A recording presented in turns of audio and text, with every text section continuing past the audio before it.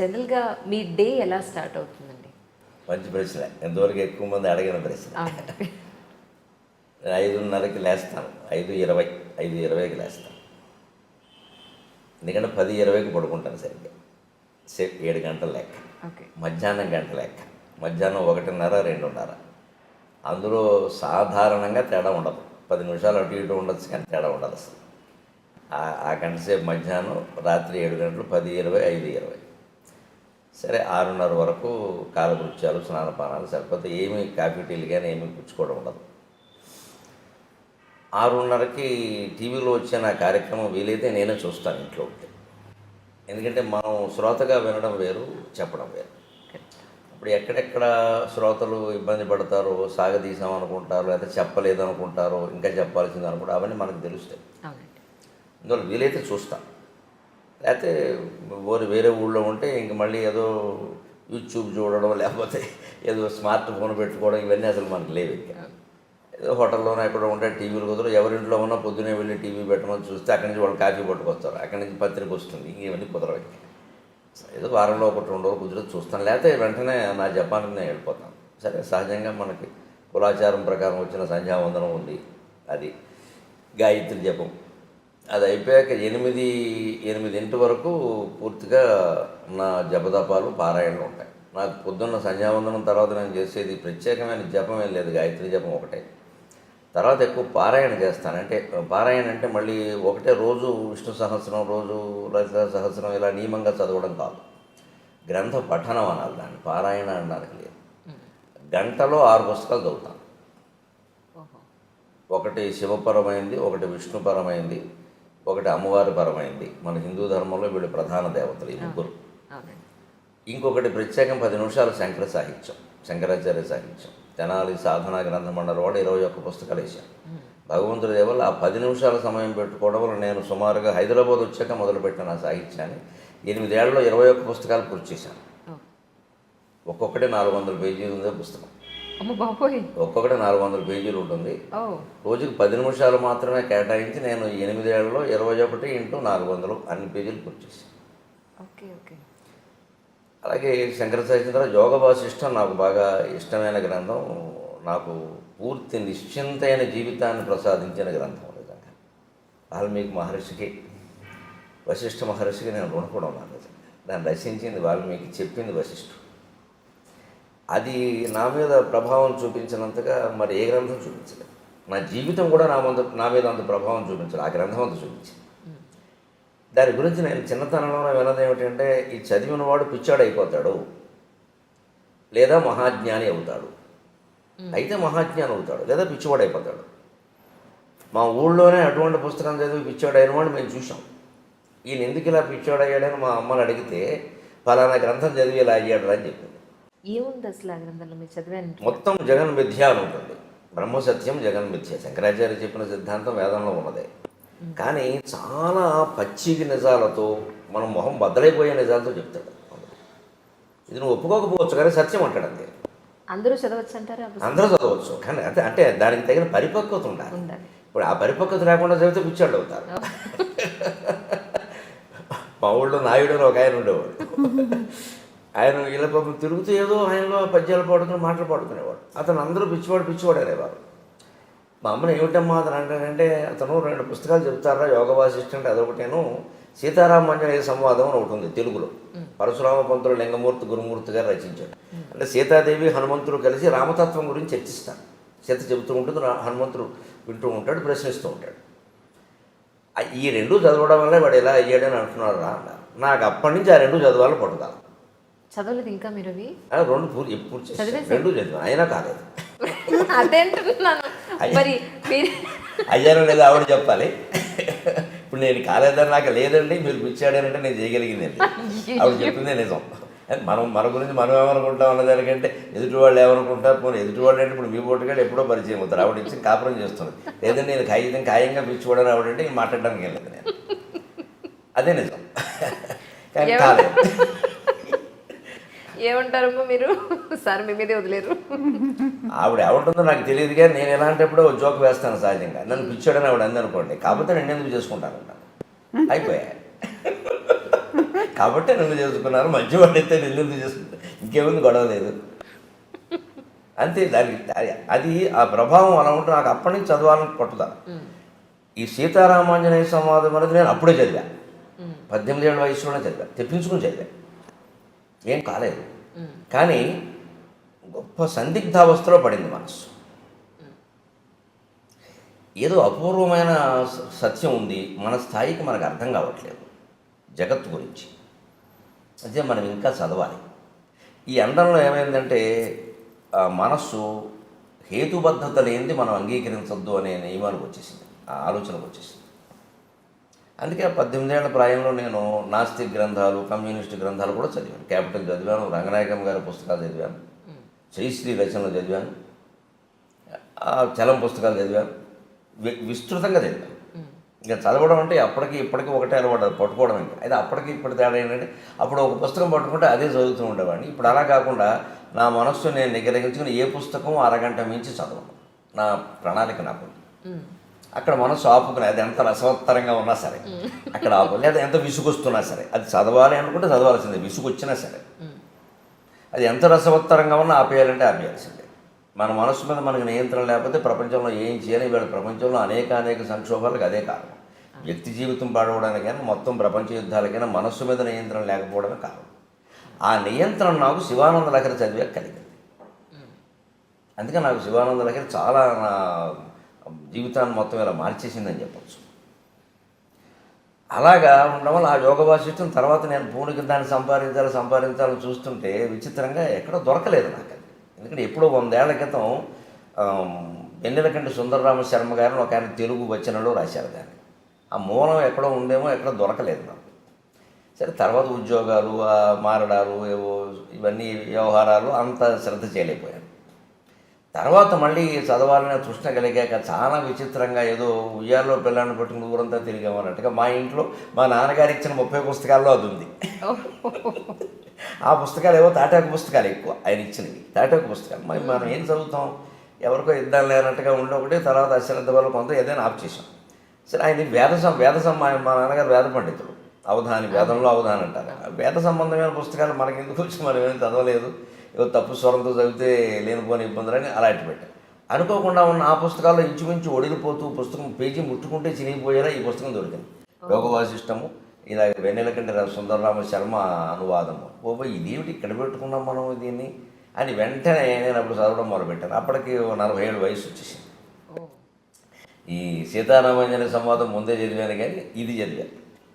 అప్పుడు మొత్తం ప్రపంచం ఎలాగా విడిపోయింది అంతే. నాకు ఒక ప్రయోగశాలలో ఓ పుష్పాన్నో వస్తువునో అడ్డుకోత నిలువుకోత గీసేసి బకరగా విడదీసి పరిశోధన చేసి ఇదండి దీని విషయం అని బయట పెట్టేస్తాడు శాస్త్రవేత్త. నాకు జగత్తుకు సంబంధించిన విషయం అంతా బయటపడిపోయింది అంతే. ఇది నథింగ్, దీని గురించి మనం ఆలోచించాల్సింది లేదు. ఏదో నిర్ణయించబడిందో అది నడుస్తుంది, నడవని. మనం చేయాల్సింది ఏదో చేద్దాం.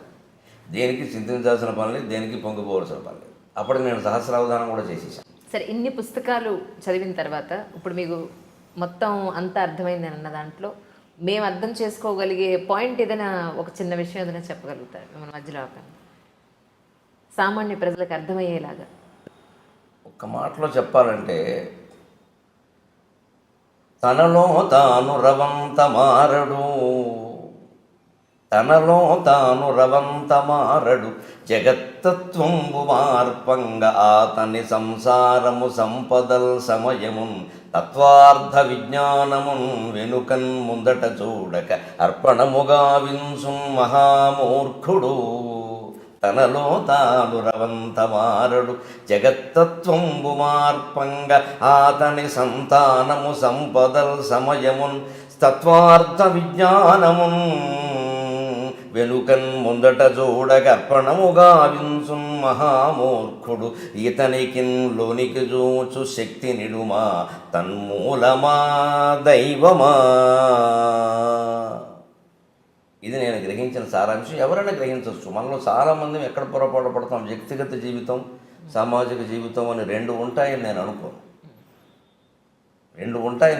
వ్యక్తిగత జీవిత ప్రభావం సామాజిక జీవితం మీద ఉంటుంది, సామాజిక జీవిత ప్రభావం వ్యక్తిగత జీవితం మీద ఉంటుంది. ఏదో ఒక గీత గీయడం కోసం మనం కొన్ని విషయాలు చెప్పడం ఇష్టం లేక ఇది నా వ్యక్తిగతమైన దాచొచ్చు, అవసరం కూడా లేకపోవచ్చు ఎదుటి వాళ్ళకి. కానీ నిజానికి దాని ప్రభావం మాత్రం మన సామాజిక జీవితం మీద కూడా ఉంటుంది ఖచ్చితంగా. అలా అంత ఖచ్చితంగా విడదీయాల్సిన పనే లేదు. ఆ వ్యక్తి చేస్తున్న పొరపాటైనా ప్రపంచం చేస్తున్న పొరపాటైనా ఏమిటంటే ఎవరికి వాళ్ళు పరిశీలించుకోవడం లేదు, తనలో తాను మారడం. ముందు నా బాధ్యత నేను చేస్తున్నాను, జీతం తీసుకుంటున్నాను కదా, నాకు లంచం తీసుకునే పని ఏమిటి అసలు, ఎందుకు తీసుకోవాలి నేను? ఈ జీతం నాకు సరిపోతుంది. ఇవాళ ఉద్యోగాల్లో, ప్రభుత్వ ఉద్యోగాల్లో జీతాలు ఎవరికి తక్కువే లేవు. ఉపాధ్యాయులకు కూడా ఇప్పుడు కొత్తగా చేరిన ఒప్పందపు ఉపాధ్యాయుడు కూడా 25,000 వస్తుంది. కానీ అలా తీసుకోకపోతే చేతకాని వాడు అంటున్నారు కదా సార్. అలా తీసుకోకపోతే వీడి చేతకాని వాడు ఈ ప్రపంచంలో బతకలేడు. అక్కడే ఆలోచించాల్సింది ఏంటంటే వాడెవడో అన్నది మనకి సర్టిఫికెట్ అమ్మా అంటున్నారు కదా మీరు. ఎవరు అంటున్నారు? మన పక్క వాళ్ళు, మన పై వాళ్ళు. వారు మనకి సర్టిఫికెట్ ఇస్తారా చేత కాదని, చేతనవనని?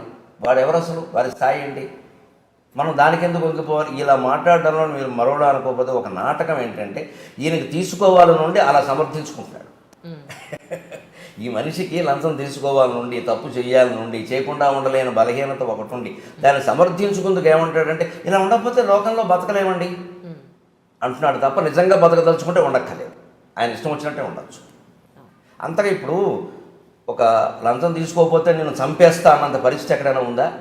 అలా లేదమ్మా, ప్రలోభ పెడుతున్నారు అంతే. ప్రలోభాన్ని కాదనొచ్చు. పోనీ ఏ కృష్ణా బ్యారేజీ మీద ఆపేసి నలుగురు గొడ్డళ్ళు వేసుకుని వచ్చి తీసుకుంటావా, చంపేయమంటావంటే నా ప్రాణం కోసం తీసుకున్నానండి అంటే ఓకే, ఒప్పుకుందాం. అంత పరిస్థితి ఉన్నవాడు చూపించమనండి. ఇవన్నీ చెప్తారండి నాటకాలండి ఇవన్నీ. అది అదే మూలం. అది నాకు వేదాంతం ద్వారా మొత్తం ఎన్ని గ్రంథాలు చదివినా సారాంశం ఏం తెలిసిందంటే మనిషి తనలోకి తాను చూసుకోవాలి తప్ప, తనలో తాను మారాలి తప్ప బయట మార్చాల్సింది ఏం లేదు అసలు. ఎవరికి వాళ్ళే. మీరు సమాజానికి అనుకూలంగా దేశభక్తితో, దైవభక్తితో మీరు, నేను, ఈవిడ ఉంటే ముగ్గురు వ్యక్తుల జీవితాలు బాగుండలేదండి. ఒక 300 మంది ఉంటే బాగున్నట్ట, 3 లక్షల మంది ఉంటే బాగున్నట్ట. తప్పించుకుందుకు మాట్లాడుతున్నాం మనం ఇవన్నీ.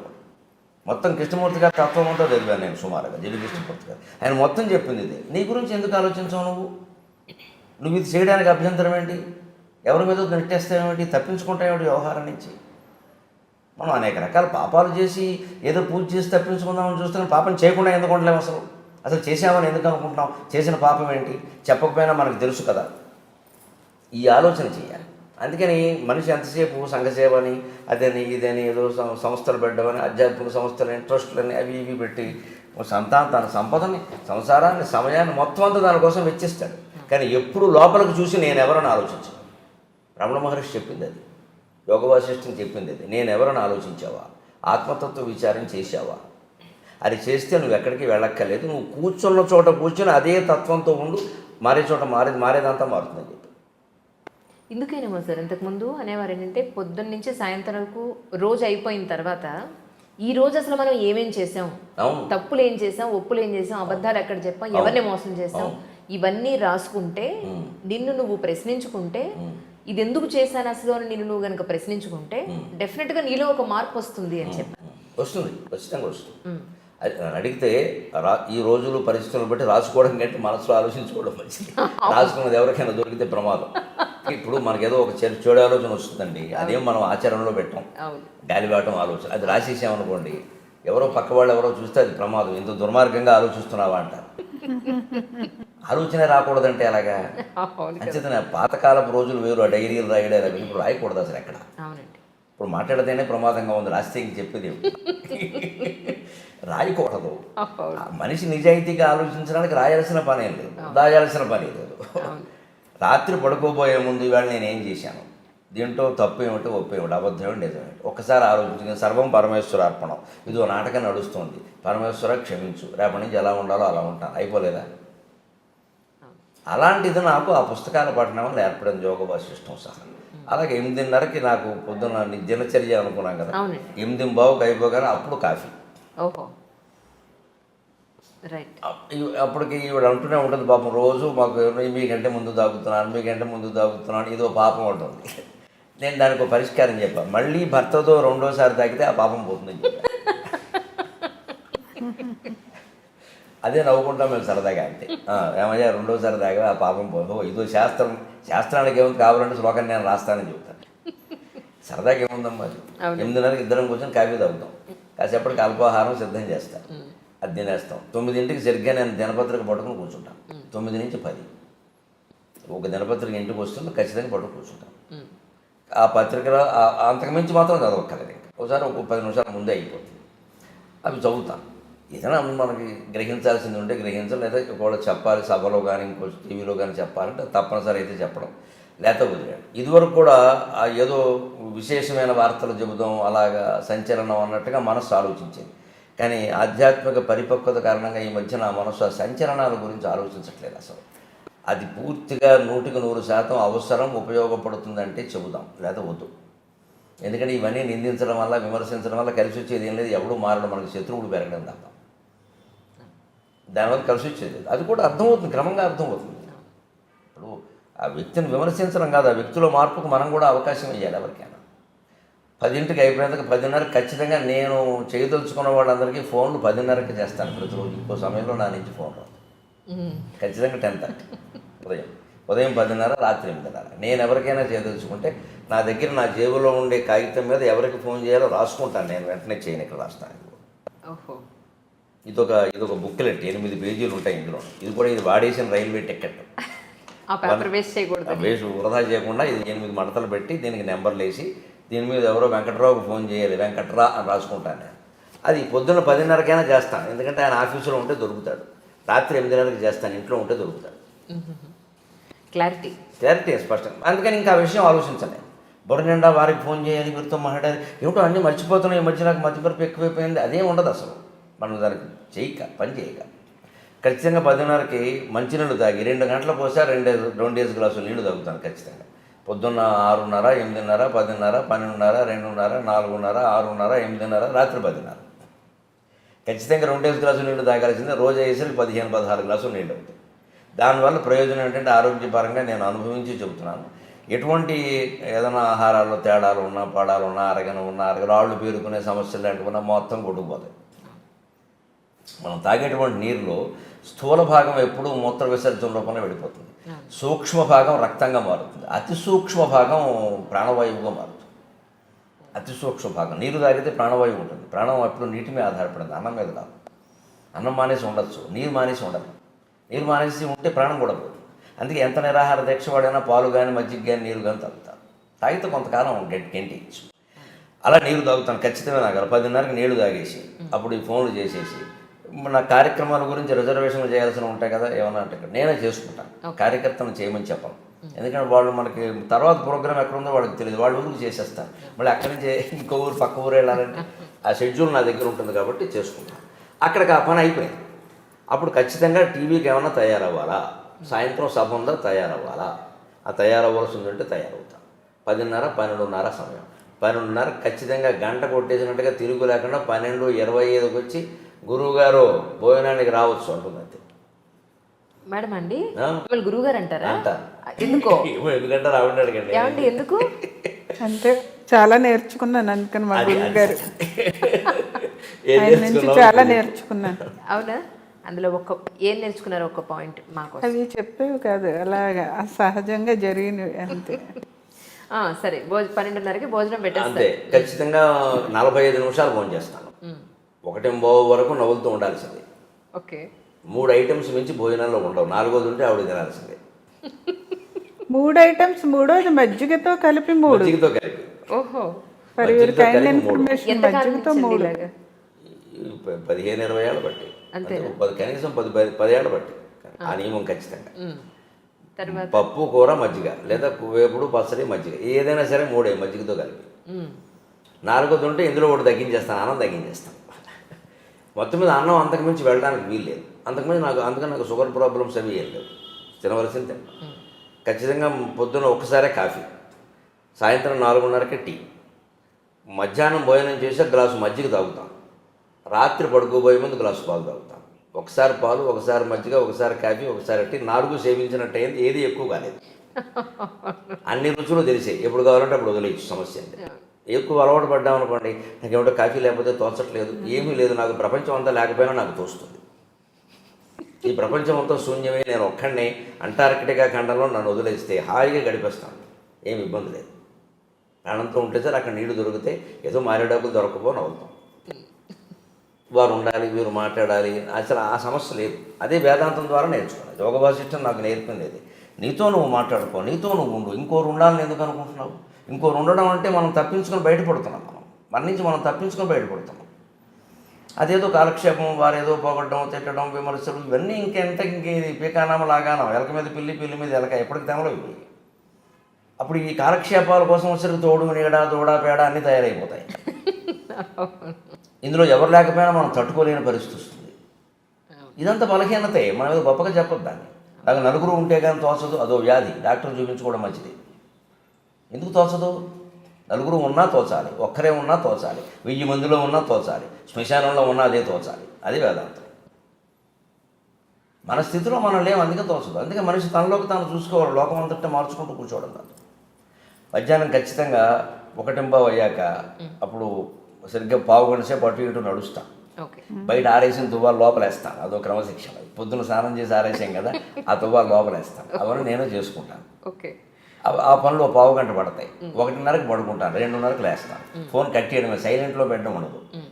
సైలెంట్లో పెడితే ఎవడో చేస్తాడు, అక్కడ ఉంటుంది, అక్కడ మళ్ళీ నాకు చేయలేదంటాడు. అటువంటి అవకాశం ఎవరికి ఇవ్వను, స్విచ్ ఆఫ్ అంతే. మళ్ళీ ఆయన చేసుకోవలసిందే. ఏమంటే నేను చేశానండి, మీరు నాకు చేయలేదంటే చెయ్యను, నీ అవసరం నువ్వు చేసుకోవాలి. ఎంత ప్రాణ స్నేహితుడైనా అంతే. నాకు ఎందుకు చేసావు కదా, రెండోసారి కూడా నువ్వే చేసుకో, 3 సార్లు చేసుకోలేకపోతే మానేసుకో. అంతేగాని ఏమనుకుంటాడు అనుకోని బ్రహ్మసత్యం జగన్ మిథ్య, నాకు అర్థమైంది అనుకుంటే మరీ మంచిది. ఇంకా ఆయన ఫోన్ చేయక్కర్లేదు, ఓ నెంబర్ తీసేయచ్చు.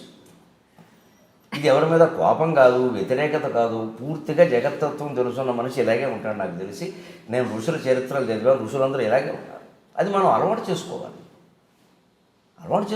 అంతేగాని వారేదో అనుకుంటారు, వీరేదో అనుకోనేయండి. కానీ మంచి వాళ్ళు ఇలా అనుకుంటే పర్వాలేదు. ఇదే స్థానంలో చెడువాళ్ళు కూడా ఇలా చెడు పనులు చేసేవాళ్ళు కూడా ఇలాగే అనుకుంటే, ఇలాగే అంటే నేను చేసిందే కరెక్టు. అది నిజానికి వాడు చెడ్డ పనులు చేసేవాడు అయితేనేమో లోకాన్ని గురించిన భయం ఎప్పుడూ వాడి మనస్సును పీడిస్తూనే ఉంటుంది. వాడు అనుకోలేడు. ముండిగా మూర్ఖంగా కాసేపు అనుకోవచ్చు, కానీ లోపల వాడిని ప్రశ్నిస్తుంది. ఎందుకంటే అందరికీ లోపల ఉన్నది భగవంతుడే. ఈశ్వర సర్వభూతానాం హృదయసే అర్జున తిష్టతి. ఒక మూర్ఖుడు, ఒక దుర్మార్గుడు 10 మర్డర్లు చేసిన వాడు హృదయంలో ఎవడున్నాడో, పరమభక్తుడు హృదయంలో కూడా వాడే ఉన్నాడు. ఆ తత్వంలో తేడా ఏం లేదు. ఉపాధి భేదం, పైన ఉండే శరీరం భేదం, మనస్సు భేదం తప్పితే అసలు తత్వంలో తేడా లేదు. అందుకని అసలు తత్వం అంతఃకరణ ద్వారా వాడిని కొట్టేస్తూ ఉంటుంది. ఎప్పటికప్పుడు నువ్వేం చేస్తున్నావు. అందుకని చెడ్డవాడు ఇలా ఉండలేడు. ఎవడేమనుకుంటే నాకు కొనాళ్ళు ఉంటాడు, తర్వాతైనా వాడు కాల్చేస్తూ ఉంటుంది లోపల. అదే పాపం పీడించడం అంటే అదే. ఖచ్చితంగా కాల్చేస్తూ ఉంటుంది. వాడు ఎప్పుడైనా ఈ జన్మ కాదు, వచ్చే జన్మకైనా మారాలి, తప్పదు. అది వాడి బాధ్యత. అది మనం దాని గురించి అంత బాధపడక్క. అయిపోయిందంటే 2:30కి లేస్తాను. సరిగ్గా లేవగానే స్వచ్ఛ భారత్ చేస్తాను. ఇది మోడీ గారి స్ఫూర్తి. అంటే అంతకుముందు కూడా నాకు కొంచెం ఉంది, కానీ మోడీ గారి స్ఫూర్తి వల్ల ఖచ్చితంగా మన ఇంట్లో మనం చెయ్యాలి అని పెట్టుకుని 2 పూట్ల చేస్తాను. 2 పావు గంటలు, మధ్యాహ్నం 2:30కి, 2:45 వరకు. ఏం చేస్తారు? గూళ్ళన్నీ దొరుకుతారు. లైబ్రరీ అంతా తనే దులుపుకుంటారు. గ్రంథాలయం గుడ్డ పెట్టి తుడుచుకుని, చీపురు పెట్టి ఏమన్నా బూజులుంటే తీసేసుకుని. నిజంగా మిమ్మల్ని మొట్టమొదటిసారి చూస్తున్నాను ఈవేళ. అంటే యూట్యూబ్లో ఇంటర్వ్యూల్లో చాలా ఏళ్ళ నుంచి మిమ్మల్ని చూస్తున్నాను, మీ ప్రవచనాలు వింటాను. ఎందుకంటే మరీ మూర్ఖంగా మాట్లాడరు మీరు. చాలా ఇప్పటి ప్రజానికానికి ఇప్పుడున్న కాలమాన పరిస్థితులకు అనుగుణంగా ఎవరు ఏది చేస్తే మంచిదని మీరు చెప్తుంటారు. పొద్దున్న లేస్తే భక్తి, పొద్దున్నే వచ్చే పాటలు అయిపోగానే నెక్స్ట్ మీది పెట్టి వింటూ ఇంట్లో పనులని చేసుకుంటూ ఉంటే అనుకున్నాను, ఈయన ఇంట్లో బాగా స్ట్రిక్ట్గా ఉంటారేమో, లేదా భార్యని మాట్లాడద్దు, చెప్పిన పని చేయి అని ఎలా ఉంటారేమో. అది ఆ ధోరణి. మీ అభిప్రాయం నిజమే, లోకం అలా ఆలోచిస్తుంది సార్. అంటే మనకి రెండే తెలుసమ్మా. మంచివాడు అన్నవాడిని మీరు ఎవరైనా గమనించండి, కామెంట్స్ ఎలా ఉంటాయో. ఎప్పుడూ మంచివాడే అనుకుంటారు. వాడు లోపల చాలా వంకర పనులు చేస్తాడు, బయటికి తెలియదు. అది బయటికే లోపల పంచి కనపడదు. పెళ్ళాన్ని ఏడిపించుకు తినేస్తాడు ఆ సన్నాసి. ఆ విషయం బయట పండేవాడు. బయట మాత్రం మహిళాభ్యుదయవాదిలో మాట్లాడేస్తాడు. అది నమ్మేస్తారు లోకం. ఆవిడ పాపం బయటకు వచ్చి చెప్పలేదు ఆ విషయం. ఎందుకంటే ఈయన సెలబ్రిటీ, ఆవిడ బ్రిటానియా బిస్కెట్. ఆవిడ దగ్గర మైకెట్టాలి కదా, అవకాశం కూడా ఉండాలి. ఒకళ్ళు చెప్పిన దానికో బతకనేది కదా. అలాగే ఉంటారేమో అని అనుకున్నాను. అలాగే కొంచెం గంభీరంగా ఉండేవాళ్ళని చూసి మనం కోపంగా ఉంటారు అనుకుంటాం. ఖచ్చితంగా ఉండడం వేరు, కఠినంగా ఉండడం వేరు. నేను ఖచ్చితంగా ఉంటాను, కఠినంగా ఉంటాను. అసలు కాఠిన్యం అనేది నా స్వభావంలోనూ లేదు. చాలా మెత్తటి మనిషి లోపల. కానీ ఖచ్చితంగా ఉంటాను. ఈ సమయానికి ఇది అన్నప్పుడు ఎప్పుడైనా ఈ పూట ఏముందో ఓ పావు గంట ముందు తినచ్చు కదా అంటే ఆ మాత్రం తినకపోతే ఏమైందని ఖచ్చితంగా అంటాను. అంటే అది కఠినమే కదా అవుతుంది. అది ఆవిడ అలవాటు పడిన దానిపైకి అది మంచిదని వాళ్ళకి తెలుస్తుంది కదా. 2:30 లేచి గూళ్ళు దొరుకుతాను. మొమెంటోలమ్మ మరి మీరందరూ ఇచ్చినవి ఏం చేసుకోవాలి? హైదరాబాద్లో అపార్ట్మెంట్ అంటే నేను కొనుక్కున్నా, మొమెంటోలకి 2 లక్షలు అయింది. అది ఎవరు ఇస్తారు? కబోర్డులు నీట్గా క్లీన్ చేసుకుని పెడతాను. నేను శుభ్రంగా నిచ్చెన వేసుకుని పైకి ఎక్కి దులిపి అది నెలకోసారి లెక్కాలి. ఒక గూడు దులిపామంటే మళ్ళీ నెలకు దొరకాలి. ఒక కాగితం రాసుకుని పెట్టుకుంటారు తుడిచిన తేదీ. ఇవాళ దులిపారనుకో ఇవాళ తేదీ వేస్తారు. ఆ గూళ్ళో తుడిచిన తేదీ అని ఎర్రసెరతో రాసి ఆ తేదీ నా నీలం ఇంకుతో రాస్తాను, అక్కడ పెడతాను ఆ గూళ్ళో. మళ్ళీ ఒకసారి ఎప్పుడైనా అసలు ఈ మధ్య తుడిచినట్లేదు అనిపిస్తే ఆ తేదీ చూస్తాను, బాబాయ్ నెల దాటిపోయి చూడవాలి అని వెంటనే చేస్తాను. గుర్తు కోసం అది. ఓకే, స్వచ్ఛ భారత్ చేస్తారు. ప్రకటన స్వచ్ఛ భారత్. అప్పుడు సరిగ్గా 2:45 అయ్యాక ఉత్తరాలు అవి రాస్తాం. ఖచ్చితంగా ఎప్పటికీ నేను ఉత్తరాలు రాస్తాను. నాకు ఉత్తరం రాసిన ప్రతి ఒక్కరికి నేను సమాధానం ఇస్తాను. మరి ఇంక ఊరికే నేను క్షేమం మీరు క్షేమం అంటే నేను చెప్పాల్సిందే లేదు. కానీ అలాంటివి ఇప్పుడేమో లేవు. ఏవో సందేహాలు అడుగుతారు, లేకపోతే ఏదో ఖచ్చితంగా రాస్తాను. పోస్ట్ కార్డులు అయితే సుమారుగా 99% పోస్ట్ కార్డులే రాస్తాను. అంతేకాదు 3 మంది కవులు పుస్తకాలు పంపిస్తాను, రచయితలు పుస్తకాలు పంపిస్తాను. వాటికి ఖచ్చితంగా నేను చదివి అభిప్రాయం రాస్తాను. ఆలస్యం అవ్వచ్చు, 15 రోజులు కావచ్చు, నెల పట్టదు. అక్కడ ఒక పద్ధతిగా ఉంటాయి. 2:45 నుంచి 3:30 వరకు ఆ పని చేస్తాను, 45 నిమిషాలు. ముందు ఉత్తరాలు రాయడం, తర్వాత పుస్తకాలకు అభిప్రాయాలు రాయడం, తర్వాత ఇంకో పని ఏంటంటే నాకు ఉపయోగపడేది, లోకానికి ఉపయోగపడేది చెబుతున్నాను. ఏ పుస్తకం చదివినా సరే నేను చదివేటప్పుడే పెన్ను దగ్గర ఉంటుంది. పెన్ను దగ్గర లేకుండా నేను చదవను. ఖచ్చితంగా ఆ పుస్తకంలో ఎంతవరకు చదివామో తెలియడానికి ఒక కాగితం పెట్టుకుంటాను, ఎంతవరకు అని రాసి. అతి ముఖ్యం అని రాసి ఇంకో కాగితం పెట్టుకుంటాను. ఈ చదువుతున్నప్పుడు ముఖ్యమైన శ్లోకాలు, పద్యాలు, విషయాలు ఏమైనా వస్తే వాటిని ఆ పుస్తకానికి వెనకాల తెలకైతే ఒకటైనా ఉంటుంది కదా కనీసం, అతి ముఖ్యం అని రాసి ఆ పేజీ నెంబర్ అక్కడ వేసి అందులో ఏముంది, దాంపత్యం గురించి ఉందా, 17వ పేజీ దాంపా అని. దాంపా అంటే దాంపత్యమే అనేది సంక్షిప్తం. రోజు ఈ మళ్ళీ మర్నాడు అరగంటకో గంటకో ఈ పుస్తకం చదువుతాం కదా అదే సమయానికి. అప్పుడు ఈ ముందు రాసుకున్న అతి ముఖ్యమైన విషయాలు 4 చదివి అప్పుడు ఈ పుస్తకం మళ్ళీ చదువుతాం. అప్పుడు అతి ముఖ్యమైన మనస్సులో అలా ఆవృత అవుతుంటే గుర్తుండగా ఏమవుతాయేమో ధారణ రహస్యం ఇది.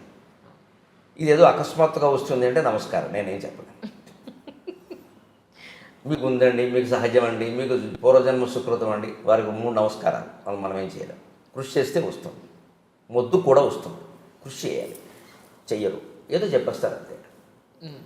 మొత్తం 1000 పద్యాలు అప్పగించినా, 1,00,000 పద్యాలు అప్పగించినా నేను ఇలాగే అప్పగించాను. ఒక సాధన చేశాను. దానికి దైవానుగ్రహం లేకుండా ఏదీ సాధ్యం కాదమ్మా. అసలు ఆ స్ఫురణే దైవానుగ్రహం. మనం వినియోగించుకుంటున్న శక్తి అంతా దైవానుగ్రహం. అంచేత మనం ధారణ కాదు, ఊపిరి పీల్చినా దైవానుగ్రహంతోనే జరుగుతుంది. దానికి వ్యతిరేకం కాదు. పురుష ప్రయత్నం ఎప్పుడు దైవానుగ్రహానికి వ్యతిరేకం కాదు. దైవానుగ్రహం సంపూర్ణంగా ఉంది, మనం దాన్ని వినియోగించుకోవాలి. ఈ కృషి ద్వారా వినియోగించుకోవాలి. అప్పుడు ఈ ఉత్తరాలు రాయడం, పుస్తకాలకు అభిప్రాయాలు కూడా అయిపోతే ఇంకా సమయం ఉంటే ఈ అతి ముఖ్యమైనవి వేరే ఓ డైరీలో ఎక్కిస్తాను. అలా ఎక్కించినవి ఇప్పుడు నా దగ్గర 6 డైరీలు ఉన్నాయి. ఆ ఎక్కించిన విషయాలు ఒక 2000 పైగా ఉన్నాయి. పద్యాలు, శ్లోకాలు, సూక్తులు, సామెతలు, లేదా లోకజ్ఞాన విషయాలు, నాకు తెలియని విషయం ఏదైనా సరే. ఇటీవల ఏదో రేపు 14వ తారీఖు చంద్రయాన్ గురించి ఏదో జరుగుతుంది కదా, మన వాళ్ళు పంపిస్తారు. చంద్రుడి గురించిన విశేషాలన్నీ ఈనాడు దినపత్రికలో వస్తున్నాయి. నేను అవి నోట్ చేసుకుంటున్నాను, కొన్ని ముఖ్యమైన విషయాలు నా డైరీలో. నాకు తెలియదు, అది తెలియని రాసుకుని మనం తెలుసుకుని చెప్తే ఇంకా బాగుంటుంది కదా ప్రసంగం పక్కనట్టండి. నాకు ముందు జ్ఞానం ఖచ్చితంగా రాసుకుంటాను. పేపర్ కత్తిరించి పెట్టుకుంటాను అవసరమైతే. ఆ పని చేస్తాను 3:30 వరకు. 3:30 నుంచి 4:30 వరకు తెలుగు సాహిత్యం చదువుతాను. 4:30 ఖచ్చితంగా టీతో పాటు ఏమైనా ఆవిడకి దయ ఉంటే పంట కింద కరకర కాస్త ఏదో శనగలో, పెసలో, వేరుశెనగ గింజలో ఏవో ఒకటి వేయించి అక్కడ పెడుతుంది. తినండి గురువు గారు, కష్టపడ్డారు. ఆవిడ కూడా కూర్చుంటుంది అక్కడ. అప్పుడు కాసేపు ఆ టీ తాగుతూ ఇవి తింటూ అరగంట ఖచ్చితంగా కబుర్లు చెప్పుకుంటాం. బయట ఎక్కువ మాట్లాడుతున్నాను కాబట్టి ఇంట్లో నేను మాట్లాడను. అప్పుడు చెప్తూ ఉంటుంది, వింటూ ఉంటాను, అవసరమైతే మాట్లాడతాను. దానికి ఇప్పుడు ఎవరో వస్తే నేను మాట్లాడడం ఎలాగో తప్పదమ్మా. సభలో తప్పదు, టీవీలో తప్పదు, ఇంట్లో కూడా ఎందుకు. ఆవిడకి చిన్నప్పటి నుంచి జరిగినవన్నీ చెప్పడం సరదా, నాకు వినడం సరదా. వింటూ ఉంటాను, ఉంటే సంతోషిస్తారు. అందులో ఏవో ఉంటాయి మనం నేర్చుకునేవి. పైగా నాకు ఇప్పటికీ ఒక రకంగా ఆవిడ గురువు గారిని ఆవిడండం కాదు. ఎందుకంటే ఇప్పుడు ఈ క్షణంలో కూడా ఆవిడ ఏదైనా సామెత వాడితే అది నాకు తెలియందే అవుతుంది ఆశ్చర్యకరంగా. నేను ఇప్పటికీ ఆశ్చర్యపోతా భాష విషయంలో. వాళ్ళది అన్నవరం, మాదేమో మా సొంతం తాడేపల్లిగూడెం. కాకినాడలో ఎక్కువ ఉన్నాను నేను. తాడేపల్లిగూడెం కాకినాడ ఏముంది, తూర్పు పశ్చిమ గోదావరి కదా. కానీ ఆవిడ వాడేటువంటి సామెతలు కొన్ని నాకు ఎప్పటికీ తెలియవు, నేను ఎప్పుడు వినలేదు వాటిని. నేను ఒకసారి మళ్ళీ ఏనంటే ఆవిడకి భయం అంటే తప్పేమన్నా అన్నాడు. తప్పేం అనలేదు, నాకు తెలుసుకోవాలని ఉందంటే. మీరు తెలుసుకోవడం ఏంటి అంటుంది. లేదు, తెలుసుకోవాలంటే. అలాంటి సామెతలు వాడుతాం. అవి నేను తెలుసుకుని టీవీలో చెప్పిన సందర్భాలు చాలా. అంటే ఈ వ్యక్తి ఆ వ్యక్తి అని లేదు. మనం పని మనిషితో మాట్లాడినా తెలుసుకోవలసినవి ఉంటాయి, పెద్ద మనుషులతో ఎలాగో ఉంటాయి. అక్కడికి మనమే ఏదో జగద్గురువు అని, మిగిలిన వాళ్ళకి ఏమి రాదని, అసలు మనం వీళ్ళని అడగడం ఏమిటని అనుకోవలసిన పనే లేదు. నాకు తెలియకపోతే మా వాచ్మెన్ కూడా అడిగి విషయం తెలుసుకుంటాను. ఆ విషయం వాడు చెప్పాడనే విషయం బయటకు కూడా చెబుతాను నేను. నాకేం భయం ఏం లేదు, అందులో మొహమాటం లేదు. అతను ఆ విషయంలో నాకు చెప్పాడు, తప్పే ఉంది, నాకు తెలియదు కదా అది. అలాగే ఉంటే 4:30కి టీ దాకా 5 నుంచి 6 వరకు సంస్కృత సాహిత్యం చదువుతాం. అరగంట కొన్ని పుస్తకాలు గంట ఉంటాయి, పుస్తకాన్ని బట్టి ఉంటుంది. అది చదువుతాం. 6ంటికి ఖచ్చితంగా స్నానం, సంధ్యావందనం, జపం. 7 వరకు అంతే. అరగంట ప్రత్యేకంగా వెళ్ళి చోట కూర్చుంటాం. సంధ్యావందనం కూడా అయిపోయాక కేవలం శివ పంచాక్షరి జపించుకుంటూ అలా అది ఒక్కోసారి అది మర్చిపోయి మౌనంలోకి వెళ్ళిపోతాం. భగవంతుడు దయ, అది మనం ఏం చేయాలి, అది జపించడం వరకే మన పని. ఆ సమాధి స్థితితో ఏదో ఎప్పుడు వస్తున్నది ఆయన దయ, మనం ఏం చేయాలి. కానీ మన ప్రయత్నం మనం చేయాలి. మాట్లాడకుండా తలుపు కూడా చిడత కూడా వేసేసి రోజుకు 3 గంటలు నాకు దూరం అయిపోతున్నారు అంటుంది. చిడత వేసానండి. చిడత వేయకపోతే దూరం కాదు. అంటే మనసులో ఏమనిపిస్తుంది సహజంగా, అంత వేసేసారంటే నేను వస్తే ఇబ్బంది అని అనిపిస్తుంది. కానీ అర్థం చేసుకుంటుంది, అందుకోసం ఆ అనుబంధం అది అర్థం చేసుకుంటుంది. పైగా ఏముంటుందంటే ఎప్పుడైనా జపానికి వెళ్తున్నట్టు చెయ్యండి, అదేమని కాపాడుతుంది. నిజమే కదా. అది కాకపోతే ఎవరు కాపాడతారమ్మా? భగవంతుడు కాకపోతే కాపాడేవాడు ఎవరు? అంతటా ఉన్నది ఆయన, అందరినీ కాపాడవలసింది ఆయనే. ప్రపంచంలో ఎన్ని దారుణమైన పరిణామాలు జరిగినా, మనం ఎన్ని వ్యాసాలు రాసినా, ఎన్ని ఉపన్యాసాలు ఇచ్చినా, ఐక్యరాజ్యం తీర్మానం చేసినా బాగుపడుతుందని చెప్పలేం. కానీ భగవంతుడికి విజ్ఞప్తి చేస్తే బాగుపడుతుంది. ఎందుకంటే మూలం అది, మూలానికే వైద్యం చేయాలి. అంచేత నాకు కోపం వస్తే ఒకసారి ఇది నీది, మమ్మల్ని అంటే వీటి బాగు చేసుకోలేదా అనుకో అని అంత బెదిరించినట్టు కూడా నేను పద్యాలేదు. నీవా కనపడవెంత మొత్తుకొని మా అమ్మవారి ఫోటో ముందు నిలబడి మేము నిర్ణయాలు తీసుకుంటాం. మా జీవితంలో ముఖ్యమైనప్పుడు కొన్ని సందర్భాల్లో కుటుంబపరంగా తీసుకోక తప్పదు కదా. తీసుకున్నది ఏమవుతుందో అని బెంగ వస్తుంది ఒకసారి. ఇప్పుడు కుటుంబంతో లోకంతో కూడా పరిస్థితి ఎలా ఉంటుందంటే, మొత్తం వదిలేసిన ఇబ్బంది, మొత్తం మన మీద పెట్టుకున్న ఇబ్బంది, రెండు కష్టమే. పూర్తిగా మన మీద పెట్టుకున్నామో, అయ్యో వీడి జీవితాన్ని మనం పాడు చేస్తున్నామేమో అనిపిస్తుంది, వాడి నిర్ణయం మంచిదేమో అని. అలాగని వదిలేద్దామంటే ఏమైపోతారో అనిపిస్తుంది. అటువంటిప్పుడు నేను ఎలా మొత్తుకుంటానంటే అమ్మవారితో, నీవా కనపడవెంత మొత్తుకొని నేనే స్వయం నిర్ణయాలేవో కొన్నిటి చేసినా నన్నుచు నన్నే నింద చేయన్ భవానీ వేరెవ్వరు దిక్కు నాకిక. నీవా కనపడవెంత మొత్తుకొని నేనే స్వయం నిర్ణయాలేవో కొన్నిటి చేసినా నన్నుచు నన్నే నింద చేయన్ భవానీ వేరెవ్వరు దిక్కు నాకిక. భవన్ నీరేజనేత్రంబులన్ రేవుల్కు పదంపు జద్వయము భవన్ నీరేజనేత్రంబులన్ రేవుల్ గట్టు సుధారసంబు నన్ను పాలించుంగదే చాలదే అని మొత్తుకున్నాను. నువ్వు కనపడమమ్మ, పోనీ ఏమమ్మా పార్వతీదేవి అంటే, అయ్యో నువ్వు చెప్పినట్టు చేసేస్తాం, మాకు ఎందుకు వచ్చిన కూడా ఎవరు ఓటేయమంటే వాడికి వేసేస్తాం, దేవుడు చెప్పాడని చెబుతాం. అది ఆ అదృష్టం మాకు లేదు. మేము ఏదో ఆలోచించి భార్య భర్త లేదా సొంతంగానో ఏదో ఏడుపుతాం. నువ్వు తప్పు చేసావు లోపల నుంచి మనసులో నుంచి ప్రశ్న ఉంటుంది కదా. అది అమ్మవారు అలా ప్రశ్నిస్తే నేనేం చేయను, నువ్వు చెప్పలేదు, నేను తీసుకుంటే కాదంటే అని తీరుగా మనిషితో మాట్లాడినట్టే. నువ్వు కనపడవు, నేనే స్వయం నిర్ణయాలు ఏవో కొన్నింటి చేసినానొచ్చు నన్నే నింద చేయను భవానీ వేరెవరు దిక్కు నాకు. ఎవరితో చెప్పమంటావు? చచ్చిపోయిన మా అమ్మ నాన్నతో చెప్పమంటావా? దేవుడితో చెప్పుకుంటాం అని. కానీ నాకు నమ్మకం ఉందమ్మా, భవన్ నీరేజ నేత్రంబులన్ రేవులు గట్టు కృపారసంబు, నీ కళ్ళల్లో కనిపించే కరుణ ఉందే, అది నన్ను కాపాడుతుంది. నాకు ఆ నమ్మకం చాలు. ఇది చాలదా కాపాడడానికి? ఈ పద్యం చాలదా? ఎందుకంటే తపస్సు చేయాలి. ఇటువంటి 500 పద్యాలు రాశానమ్మా. ఇటీవల ఇష్టదైవం అనే పుస్తకం రూపంలో వేశాను. అవి నా కోసం నేను రాసుకున్నది, ఎవరికి లోకానికి చెప్పలేదు, అవధానాల్లో చెప్పలేదు, కావ్యాల్లో చెప్పలేదు. నా కోసం, నాకు సంతోషం కలిగిన, బాధ కలిగిన, కోపం కలిగిన, అసూయ కలిగిన, ఏం కలిగినా రాసుకున్నాను. అవి బయట పెట్టద్దనే అనుకున్నాను. కానీ అక్కడక్కడ ఏదో ఇలా భావావేశంలో చెబుతుంటే ఏమండి మేము కూడా బాగుపడతాం, మాకు కూడా కావాలని నేను అడిగితే ఇటీవల వేశాను.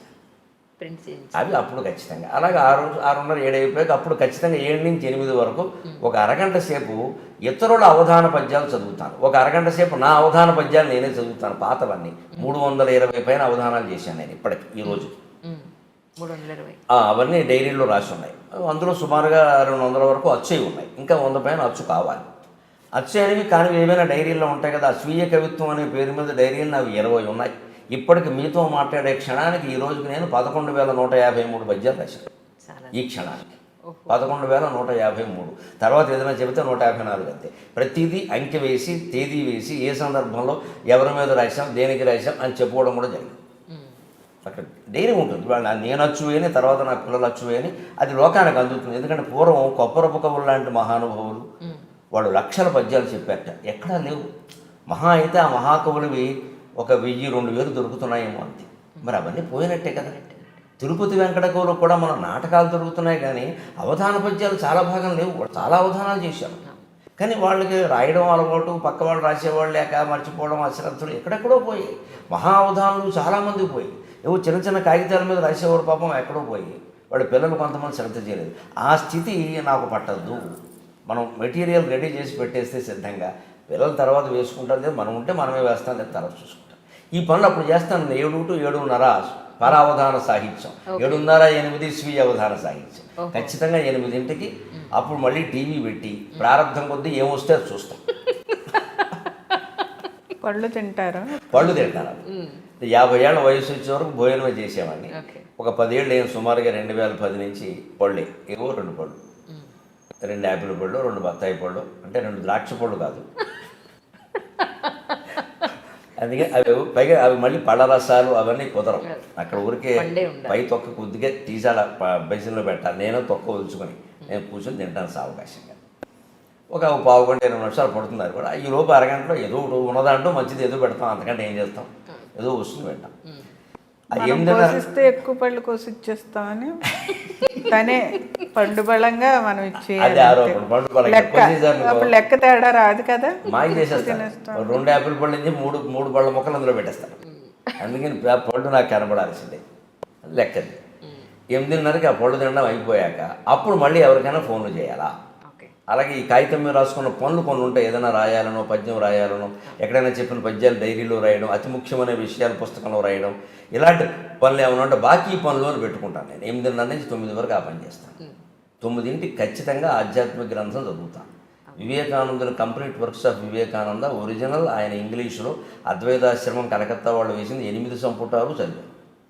సద్గురు శివానందమూర్తి గారు మహర్షుల జీవిత చరిత్రలు 50 మంది మహర్షుల లైఫ్ హిస్టరీస్ రాశారు. జీవిత చరిత్రలు అది ఆ సమయంలోనే నేను చదివాను. ఆధ్యాత్మిక గ్రంథం ఏదో ఒకటి.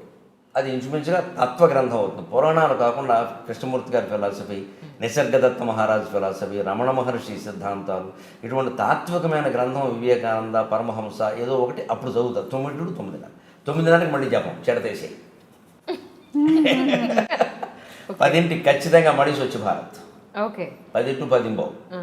అప్పుడు తుడిచేవి వేరే ఉంటాయి. ఈ సోఫాలు, కుర్చీలు హాల్లో మీరంతా వచ్చి కూర్చోని ఉంటాయి కదా. మరి బాగానే కూర్చుంటారు. తుడిచే వాళ్ళు ఎవరు తుడుస్తారు? అవి దుమ్ము పట్టిందనుకో కబుర్లు చెబుతారు. సోఫాలు అనేలాగే ఉన్నాయంటారు. ఎవరు బయటికి వెళ్ళి చెబుతారు. అదంతా ఎందుకు మనకు శుభ్రంగా ఉండదు. మనం మీరు వచ్చేది ఎప్పుడో, మేము రోజు కూర్చుంటాం కదా. ఖచ్చితంగా ఇలాగ సోఫాలో పరుపుంటే ఆ పరుపు తీసేసి వేరే చోట పెట్టి శుభ్రంగా చీపురు పెట్టి దానికి ఒక చీపురు ప్రత్యేకంగా పెట్టుకుని దులుపుకొని అన్నీ సర్దేసి రాత్రి లైట్ వేసాక ఊడవకూడదు తుడవకూడదు అంటారు. అవన్నీ పిచ్చి నమ్మకాలు ఏం పర్లేదు. అవన్నీ అటువంటి నమ్మకాలు మన దగ్గర పనిచేయాల్సి. నేను 10 ఏళ్ళుగా లైట్ వేసే తుడుస్తున్నాను, ఏమీ కాలేదు. ఈ నమ్మకాలు వదిలేయచ్చు. ఇవన్నీ మనకి ఊరికే అనవసరం. పూర్వపు సంప్రదాయాన్ని బట్టమ్మా. అది పూర్వం చిన్న దీపం పెట్టేవారు. అటువంటి ఎందుకు పగల సూర్యకాంతిలోనే పనులు చేసుకునేవారు. ఆ చిన్న దీపం వెలుతురులో ఏం కనిపిస్తాయి? పైగా ఆ చీకట్లో మీరు గమనించండి. ఎందుకు ఆ నమ్మకం ఊరికే రాదు. పల్లెటూళ్ళలో ఇళ్ళు మట్టి ఇళ్ళు ప్రధానంగా, పాములు తేళ్ళు ఉంటాయి. ఆ చీకట్లో ఉడుస్తూ కూర్చుంటే ఏదో కలుస్తుంది. అందుకని చీకటి పడ్డాక ఊడవద్దన్న.